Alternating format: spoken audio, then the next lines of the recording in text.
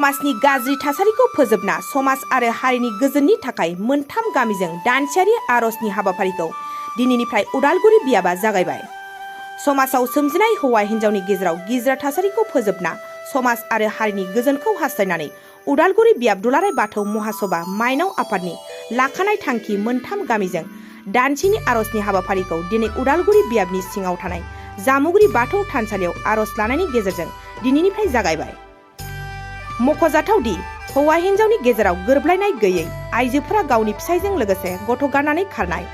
समाजाव गाज्रि मोनसे थासारिखौ लाबोनायनिफ्राय होबथानो धोरोमनि गेजेरजों बिमा माहारिया लाइमोनफोरखौ मोजां सोलोंथाइ होनायजों लोगोसे मोजां आखल आखु दाहोनाय धोरोमनि बे आरजनि गेजेरजों माइनावफोरनि गेजेराव खौसेथि लाबोनो हायो आरो माहारिनि गोजोन हास्थायनायानो बे दानसेयारि आरजनि गुबै थांखि होनना फोरमायो। दिनैनि बे आरजनि हाबाफारियाव जामुगुरि, आंग्राजुलि आरो थुरिबारि गामि माइनाव आफादफोरनिफ्राय खमैबो 150निबो बांसिन सिबियारि माइनावफोरा बाहागो लादों होनना फोरमायो। बियाब माइनाव आफादनिफ्राय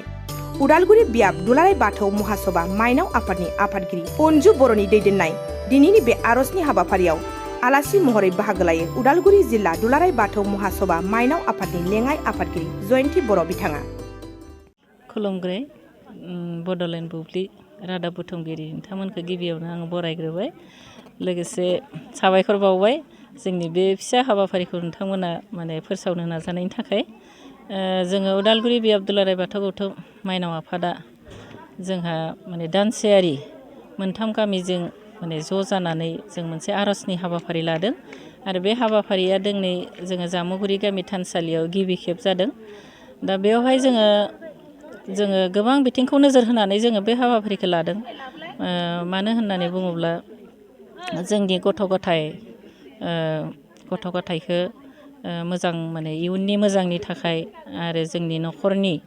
मोजांनि थाखाय, समाजनि मोजांनि थाखाय, हारिनि मोजांनि थाखाय गासैबो बिथिंखौ जोङो नोजोर होनानै नाजाफानानै जोङो दिनै नैबे आरजनि हाबाफारिखौ लानाय जादों। आरो लोगोसे बेजों लोगोसेनो जोङो जोंनि समाजाव जिथुनिखि जाथाय जोंनि हौवा आरो हिन्जावफोरनि गेजेराव जागासिनो दङ, दा बे जाथायफोरखौबो सरजाबफानानै जोङो बेफोर जाथायनिफ्राय बोरैहाय जोंनि बिमाफोरखौ बा जोंनि बिफाफोरखौ जोङो मोनसे मोजां थासारियाव जों लाबोनो हागोन, रैखा खालामनो हागोन, बेफोर गासैखौबो जोङो सावरायनायनि मोनसे हाबाफारि जोङो लादों। बेजों लोगोसे आरो जोंनि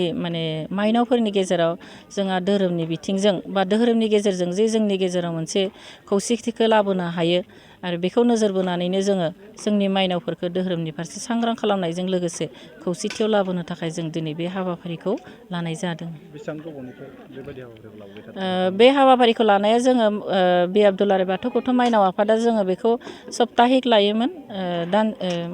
उइकलि लानाय जादोंमोन। मंगलबार सानाव लायोमोन दावबायनाय हाबाफारिखौ। दा बे मंगलबार सानाव लानायाव जोंहा जिहेथु मोनसे वर्किं दे जाहैबाय नालाय मंगलबारा, बेयाव जोंनि गोबां बिबानगिरिफोरा समखौ होनो हायैयाव, समजों गोरोबनो होनो हायैयाव जोङो मोनसे मान्थनि जोबथा सानडे, बे सानडेखौ लानानै जोङो बे दानसेयारि हाबाफारिखौ दायो लादो। जोङो बेखौ जोंनि उदालगुरि बियाब दुलाराय बाथौ माइनाव आफादा दाजेननायनिफ्रायनो जोङो बे गामि दावबायनाय हाबाफारिखौ लाबोदों आरो बे हाबाफारिनि गेजेरजोंनो जोंनि माइनावफोरनि गेजेराव जोङो धोरोमनि बिथिङावनो जा, बायदि समाजारि बिथिङावनो जा, जों गोबां सांग्रांथियाव लाबोनो हादों होननानै जोङो बुंनो हायो। दानसेयारि गामि दरथाम आरज बे दिनै जागायबाय। दानसेयारि आरजनि हाबाफारिया दिनै जागायजेनदों। दिनैनिफ्राय आरोबाव बेवहाय मोनथाम गामिनि गेजेराव दङ आंग्राजुलि गामि, जामुगुरि आरो थुरिबारि। आरो दिनैनि हाबाफारिखौ जोङो मेजर जायगा हिसाबै जोङो जामुगुरि गामिनि गोथार बाथौ थानसालियाव लानाय जादों। आरो फैबाय थानाय सानफोरावबो जोङो बेबायदिनो दानसेयारि जा आरजनि हाबाफारि, बे हाबाफारिखौ जोङो लालांबाय थागोन। माबायदि जाखो दिनैनि हाबाफारिया? मोजां नांदों दिनैनि हाबाफारिखौ। जोङो दिनैनि हाबाफारियाव जोङो मोनथाम गामिजों मथा मथि जोंहा 150 जनसो माइनावफोरखौ जोङो मोननो हादों। जोङो जोबोद गोजोननाय मोनदों। दाखालि बावैसो जे भारतनि नखर मन्थ्रि बिथाङा फैनानै बाथौ सिबियारिफोरनि थाखाय मोनसे खोब मोजां मेसेज होलांबाय, बे बिथिङाव माइनावनि जानानै मा बुंगोन? बे बिथिङाव जोङो जोबोद गोजोननाय मोनदों बेखालि जोङो माने बै माने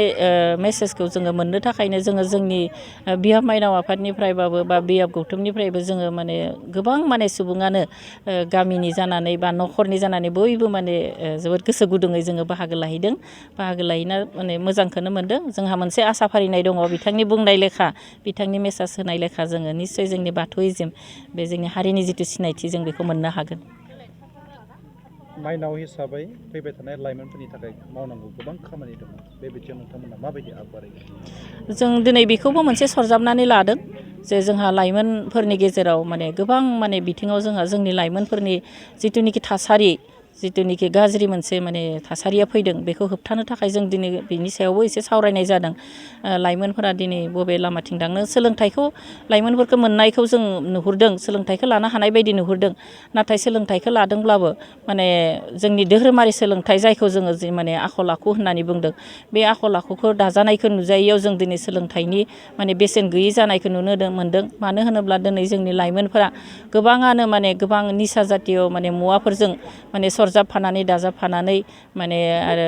टेक्न'लजिजों खारफानानै मबाइल माने लेपटप बेफोराव थानानै मोजां गाज्रि गासैखौबो लाफानानै साननो हास्लाबियाव मिन्थिस्लाबियावनो बिसोर गावनि जिउखौ गोबां माने खहा खालामनायखौ लानायखौबो जों नुनो मोनदों दा बेफोरनिफ्राय जोंनि फिसाफोरखौ जोङो माने मोजांथिं लाबोफिननो थाखाय मोजां खालामफिननो थाखाय माने जोंनि रेसपन्सिबिलिटिया दायित्वआ जोंनिया बिमा बिफानि सायावनो थायो थ' बेखायनो जोङो जोंनि फिसाफोरखौ मोजां खालामफिननो थाखाय दिनै जोङो जोंनि बिमाफोरखौ एसे माने सांग्रां जानो थाखाय जों दिनै सावरायनाय जादों मोनसे गोजोनथाव खौरां थुनलाइ मोजां मोनग्रा रायजो राजाफोरनि थाखाय मोनसे गोजोनथाव खौरां थांनाय बोसोरफोराव खुंफुंबोनाय बायदिनो बिटिआर सरकारनि दैदेननायाव बे 2024 मायथाइयावबो गोजोन आरो खौसेथिखौ सिगाङाव दोननानै थामथि क'क्राझार थुनलाइयारि फोरबो एबा क'क्राझार लिटारेरि फोरबो खुंफुंनो साखाफारा जादों 2024 मायथाइनि जानुवारि दाननि 27, 28 आरो 29 जानुवारिसिम सानथामनि मेहेरगोनां हाबाफारिजों गोजोननि नोगोर क'क्राझारनि बड'फा कालचारेल कमप्लेक्सआव थामथि क'क्राझार थुनलाइयारि फोरबोखौ खुंफुंनो साखाफारा जादों बे फोरबोनि गाहाय थांखियानो जादों बर' राव थुनलाइखौ बुहुमाव सिनायथि होनायजों लोगोसे बे फोरबोआव गुबुन गुबुन हादरनि गुबुन गुबुन हारिनि थुनलाइ लिरगिरिफोरनि रोंगौथिखौ फोरमायलायनाय बेनिखायनो गासै रायजो राजाफोरखौ लोगोसे गोसो गुदुं थुनलाइ लिरगिरिफोरखौ बाहागो लाफैनो थाखाय बानजाय आफादा खावलायहरदों हारिनि राव थुनलाइ जौगाहोनो गायसननो हारि